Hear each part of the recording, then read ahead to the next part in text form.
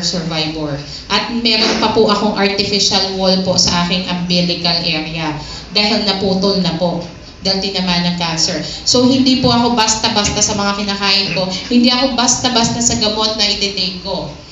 Talagang lahat yan pag-aaralan ko, kahit synthetic yan, talagang hihimul-himulin ko muna yan bago, kasi pag sumakit po, masakit. Dati po nag-i-inject na po ako. Nag-i-inject po ako ng pain reliever. Tramadol, walang binagbad sa akin. Ketorolac, Nubain, morphine, may epekto naman sa akin. Pero lahat po yan na-try ko na. Arcoxia, diclofenac sodium, paracetamol, wala. So very, very cautious po ako pagdating sa ganyan. Kaya yung taba ko po, hindi po taba yan. Operada po yan. Malababoy po ang nangyari sa akin. Talagang binayak po talaga ako na parang hindi tao. No?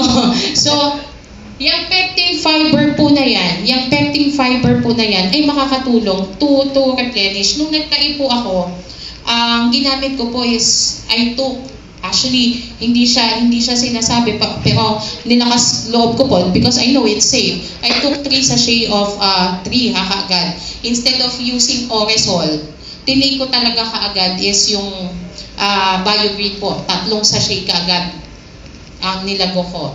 Then, after that, nag-subside po. Imagine, nag-watery stool po ako and it was already 36 the first day, then 44 the next day. Binibilang ko po kasi lahat na ng underwears ko, lahat ng shorts ko, pati pajama ko, nabasa na dahil hindi ako maabot sa CR. Nagsabi na po ako noon, sabi ko dito na ako matutulog sa may hagdan. Sabi ko gano'n, para madali. O kaya doon ako sa kabilang side, doon ako sa may CR ng mga pangbisita, doon na lang ako, maglalagay ako ng sofa, o maglalatag na lang ako para madali akong tumakbo. Yung madali na, kasi kahit malapit yung CR, hindi ko kayang takbuhin. Nag-rumble talaga. But I took that and it was okay. Then, it will facilitate easy digestion and reduce colic. Sabi nga natin, yung metabolism. So, reduce colic, that is kabag. Kasi pag when there is malabsorption o hindi ka natutunawan, expect mo kakabagan ka. It's a reaction formation po. Kakabagan ka o kaya there is a possibility for regurgitation. Pag dighay mo, parang kasama yung acid, bumabalik. No po? So, profuse amount of pectin fiber will prevent irritable bowel movement, constipation, diarrhea, gastroesophageal reflux disease. Yan po, sa damakmak na omeprazole lang usually binibigay sa atin yan pag may GERD tayo. No po? Abdominal pain, indigestion, and headache. So, importante din po na malaman nyo yung pain. Hatiin nyo sa 4 yung katawan nyo, yung abdomen nyo. So, sa upper right, that is your liver. Then, medyo andyan din yung gallbladder, followed by your spleen, your pancreas. Dito po sa lower right, you have your appendix. No po, so ang appendix is part of the immune system, pero it is an accessory organ. So, pagdating po dito sa gitna, you have the umbilical area and usually tinatamaan din siya ng intestinal problem. Pagdating po dito sa kaliwa, that is your colon. So, pag sumakit yung kaliwang bahagi, usually usapang tae lang yan. Okay. So do not panic. Kaya pag sinabi mo, Dok, sumasakit yung tiyan ko banda dito, ano sasabihin ng doktor sa'yo? Nakadumi ka na ba? Di ba po? Yan ang unang tanong. Kasi pag dyan sumakit, usapang tae lang yan. Di po? Tumalikod ka. Kung saan yung siko mo tatama, dito, tsaka dito, that is your kidney. So pag dyan, Dok, sumasakit yung dito ko, tapos nangangalay na pati dito. So sasabihin sa inyo, Doktor, magpa-urinalysis ka. O baka i-kidney ultrasound ka. So importante na malaman nyo po yung source, yung origin ng pain nyo pagdating sa tiyan. Pag dito po sa sikmura, pag sa taas banda, chances are hyperacidity. Kung hyperacidity, pag laging mahapdi.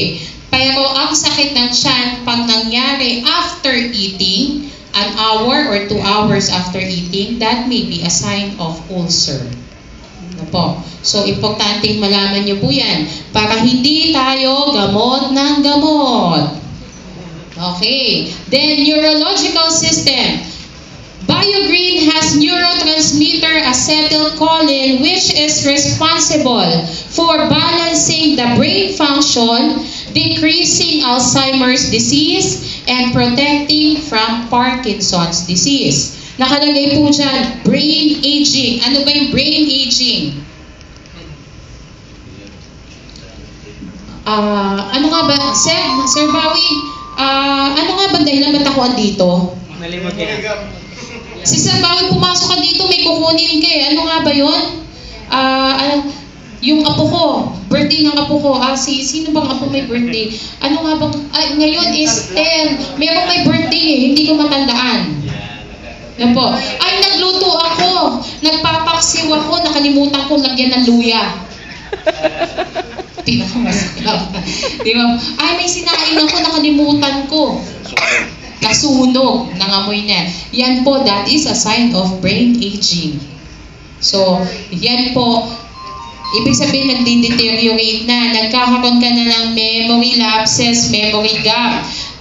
That is already aging process na ma-reverse po ni BioGreen. No po. Next, musculoskeletal system. So, musculoskeletal system, it has collagen, reticular and elastic fibers, and glycoprotein, which will provide support for your bone, muscle, and skin for stability of your body. Kasi po, yan po ang pinaka-framework or structure ng katawan mo. So, yan po, hindi mo na kailangan mag-glucosamine, hindi mo na kailangan mag-supplement ng collagen, bumili ng B-complex vitamins on a separate basis.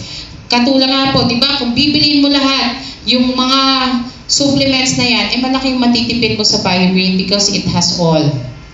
I mean, I'm not saying it for sales talk. I'm not doing sales talk. I'm just showing you kung ano po yung benefit ng product na yon.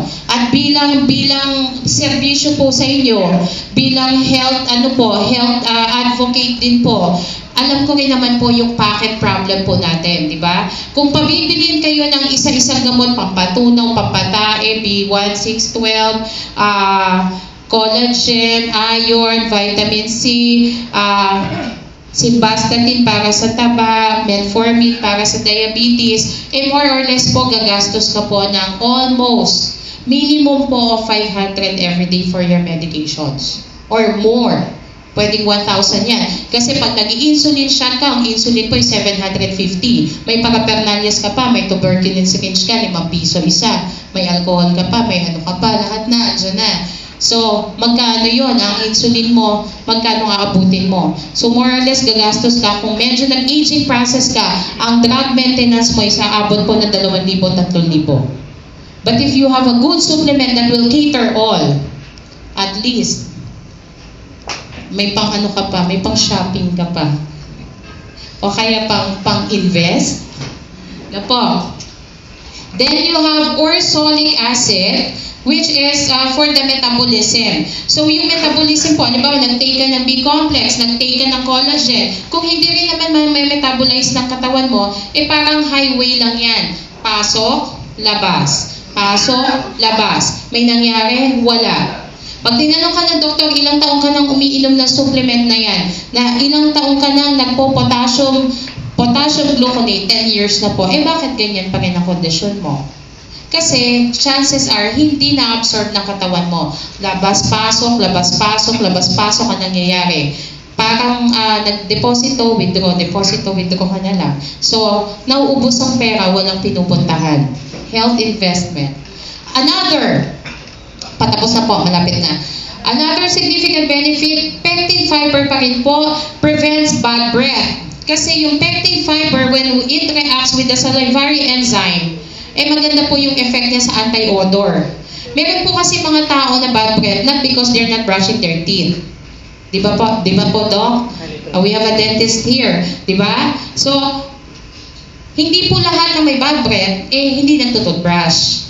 May mga tao na may diferensya sa sigmura, sa bituka, na ang hininga po nila ay talagang bumabaho na. Kung meron po respiratory ailment po yung tao, may sipon, may ubo, may plema, nakabara dito yung plema, chances are po mabaho talaga yung hininga nila.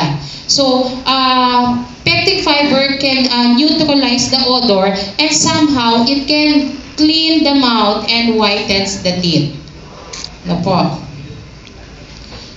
And of course, for the male, BioGreen has procyanidin B2, which increases hair growth in men. Usually po ang lalaki, ang kumbaga, aging process problem po nila is HIV. No po. The hair starts to vanish. So, nagkakaroon po ng hair is vanishing. No po. So, yan po sa lalaki. Sa babae, meron din po. Pero mas prominent sa lalaki. Ito po, using BioGreen for 3 months. 3 straight months po. 3 sets of 28 days. At least you get 95% na from bunbunan, magiging buhok. Wow. Po. Kahit makinis na po, kasi di ba sabi niya, tutulungan niya yung hair follicle na mag-elongate ulit. So, tuturuan niya yung skin mo, i-neutralize niya, ayusin niya yung skin mo, and then yung skin mo ngayon mag-open ng pores o yung paglalabasan ng hair follicle mo ng hair. So, mababalanse po ulit. Opo. Okay. And then collagen and vitamin C in combination plays a big role in wound healing. So yung sugat madaling gumaling. Madaling magkaroon ng healing process. Madaling magyungib. Pag nagyungib, magsa-start na mag-dry siya. No po. And of course, prevention of scurvy. Scurvy is vitamin C deficiency. Yung kakulangan ng vitamin C. Yung nails, nakikita yun sa nails, sa mouth, makikita rin yan. No po. Saka nagiging sakitin. Now, the bonus effect, ito po nabigla din ako. Actually, when the study was given to me, hindi pa ako nakontento. Can I see the clinical trial? So sabi niya, it's confidential, sabi sa akin. No, can I see? Kasi I have never seen a supplement that has a direct involvement with microorganism. So it's my first time also to see a food supplement na meron siyang antimicrobial effect. At ang kagandahan po, 11 microorganism. So ano-ano po yun? Meron po tayong tinatawag na Aeruginosa, which is responsible for immunocompromise. Yung infection po na nakukuha natin when we are already immunocompromised. Doktor, ano po ba yung immunocompromise na yan? I have cancer. For example, I have cancer, nag-chemotherapy ako. So, magbagsak ang immune system ko. Ngayon, anong ginagawa nitong microorganism na to? Papasok sa katawan ko at magkukos ng panibagong sakit. I will not die of cancer, but I will die of that microorganism. Ano po? So, that's number 1. Then, E. coli, Escherichia coli. Kilala niyo po si E. coli? Kilala niyo yan. Kasi, pag sinabi ni doctor na meron kang acute gastrointestinal infection o kaya acute gastroenteritis, HE, yan po yung salarin. Siya po ang nagdadala ng diarrhea. Siya po yung nagdadala ng pananakit ng tiyan mo, lagnat, diarrhea, at panghihina ng katawan, kaya na-admit ka sa ospital, nilagyan ka ng swero, at nag-stay ka doon ng 3 araw. Si E. coli. Then we have Klebsiella pneumoniae. By the word pneumonia po, na nakaka-infect din po sa bloodstream po natin. Na po.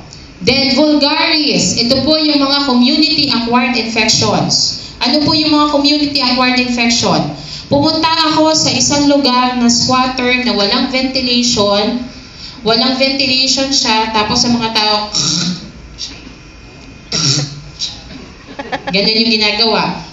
Or, walang takip-takip, nagaganyan. Then after some time, pag alis ko doon, nagbilang ako incubation period 14 days. After 2 weeks, ako din parang nilalagnat na, nangihina, sinisipon, masakit ang katawan, masakit ang muscles. There, you got the community-acquired infection. Opo. Parang PTB yan eh. Ang PTB, sa isang lugar na maraming may PTB, ang bata may primary complex. Parang ganun lang po yan. So, ito po yung mga salangit po dyan. Then we have para type A stereotype, typhoid fever. In Tagalog, typhus. Na nakukuha sa... Saan mo nakukuha yung typhus? Sa barbecue. Enteric po yan sa food. Pwede sa food, pwede sa water. Oral fecal po yan. Oral po natin nakukuha yan, no? So, Salmonella typhi or Salmonella paratyphi, no po? So, yan ay nakokontrol at nalalabanan ni BioGreen. Pang-5 pa lang yan. So, we have also Subtilis. Yung mga bacteria po na di ba sinasabi, anak, magsuot ka ng tsinelas. Huwag ka maglaro sa kasi di ba po meron po tayong mikrobyo na pumapasok from the soil, nakukontaminate tayo, pwede rin tayong magtae, pwede tayong magkaroon ng illness or pain. No po, yan po yung nakukuha naman sa soil. Then we have the most precious and most common Staphylococcus aureus. Si Staphylococcus aureus po, siya po yung kadalasang salarin at siya po ay prominent ngayon. Sikat na sikat po siya ngayon. Yan po ayan po ang may kasalanan ng mga respiratory problem. Yung mga common sipon, flu, ubo, yan po ang pinagmulan ng N1, yung N1 po natin, ng SARS natin, tapos na-improve siya, hindi na siya naayos or hindi na siya napapagaling ni antibiotics, naging in a form of Ebola na siya ngayon. No po. So, actually, yung mga virus na yan, yung mga mikrobyo na yan, nagiging potent lang po. Kasalanan din natin yan. Kasalanan din ng tao. Sabi sa ni doctor, uminom ka ng cephalexin 3 times a day for 7 days.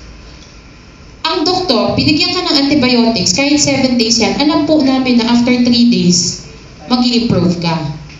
After 3 days. Pero, 7 days ang binibigay sa'yo. Ang ginagawa ng tao, after 3 days, I feel better, mahalang gamot, stop. So, sa susunod na magkaroon ka ng sakit of the same condition, binigyan ka ulit ng the same antibiotics, hindi natatalab sa'yo yan. We will have higher dose na or we might as well shift to another antibiotics kasi nagkakaroon ka na ng tinatawag na drug resistance. Hindi na tumatalab yung gamot sa iyo. Kaya po, whether gumanda ang pakiramdam o hindi, pag sinabing 3 times a day for 7 days, you have to comply the 7 days. Opo. Next, epidermidis. Ito naman po yung opportunistic pathogen or nosocomial. Nosocomial infection. For example, pumasa ko sa ospital. Are you familiar with the word sepsis? Sepsis, septicemia, infection in the blood. No po, yan po yun, sinosocomial. Minsan pumasa ko sa ospital dahil sa dami ng virus or sa dami ng microorganism na nasa ospital, nakuha mo. So that is nosocomial. Opo. Usually yung sa mga baby, di ba po, ang newborn baby nakahiwalay po doon sa outborn. Ano na yan? Policy ng DOH yan. Newborn, outborn. Newborn, ibig sabihin doon ka pinanganak sa ospital na yon. Pag sinabing outborn, pinanganak ka sa ibang ospital o pinanganak ka sa labas pero inadmit ka doon sa ospital na yon. Hindi kayo pwede paghaluin. Kaya po minsan pag madumi yung ospital, di ba, sinasabi, sarado ang aming nursery. Sarado ang aming operating room. Bakit? Naglilinis kami. Nag-o-autoclave kami. Naglilinis kami nung area na yun. Bakit? Kasi may nosocomial infection doon. No po, yun yung, ba't ang dami nagkadamatay doon? Ba't may mga namatay? Ba't may nagkaroon ng infection? Kasi may nosocomial infection. Kaya, nililinis nila. No po. Then, of course, kilala nyo yan, si dysentery or si dysenteria. That causes, of course, discomfort and diarrhea, contaminated water. Then we have albicans, opportunistic oral and genital infection. Herpes simplex, genital infection, pwedeng Pwede rin siyang maging chlamydia, pwede rin siyang yung babae, nakatayo dito, hating-kate, nangangati siya kasi may infection pala siya sa loob, at doon sa puwerta niya. Lalaki naman, may pangangati or minsan namamaga yung kanyang ulo doon sa may butas ng kanyang penis at nai-inflame. Minsan naman parang nagyuyungib yung kanyang balls, nagbabalag-balag doon. Ang babae naman minsan pag nagbabalag-balag din sa gilid. So those are some genital infection caused by this microorganism. Then we have the Niger, which is common for yung atin pong crops. Are you familiar with kamoteng kahoy? Yes. Kamoteng kahoy toxicity? Yes. Di ba po hindi po lahat, minsan may lason daw yon. So, ganun po, yan po yung nagkukos po yun, contamination po. Doon sa mga usually na nasa under the soil crops po, na yung mga crops po natin. So, 11. Yan pong 11 na yan is nakokontrol or nalalabanan ni BioGreen. Aside po doon sa binanggit natin na mga benefits po na nakukuha po natin. So all in all po, we have 8 superficial benefits and 27 internal or systemic benefits. That's 35 wonder effects with 11 antimicrobial effect. So 35 and 11, that is 46. At isa po sa some of the clinical trials po ongoing, yung ginawa po. This is for glycation. We have 1, 2, 3. Kasama po Department of Applied Ministry and Biochem. Then, para po sa cholesterol or sa heart, ito po yung mga major. Sila po yung nag-lead ng ating pong mga studies. Kasama po yung Department of Pharmacology and Toxicology at saka Clinical Pathology and Agriculture. Kasamang Iran. Nag-participate ang Iran. And then, evaluation of antimicrobial effect. Ito po ang gumawa. So, 3 country po sila. And then, evaluation as phytochemical, antioxidant, anti-cancer po. So, sumama, yan po yung sinasabi po natin sa Tamil Nadu and College of Science and Art in Sulur. Then, we have double-blind placebo. Ang double-blind placebo po is napakahirap gawin. Napakahirap po siyang, madalang po yung nagpo-perform yan. But fortunately, we have po double-blind placebo done by Dr. Sumir and who happens to be one of my professor. So first-hand information po tayo. Okay po ba yun? So with that po, thank you very much po. And if you have question, yes sir, question.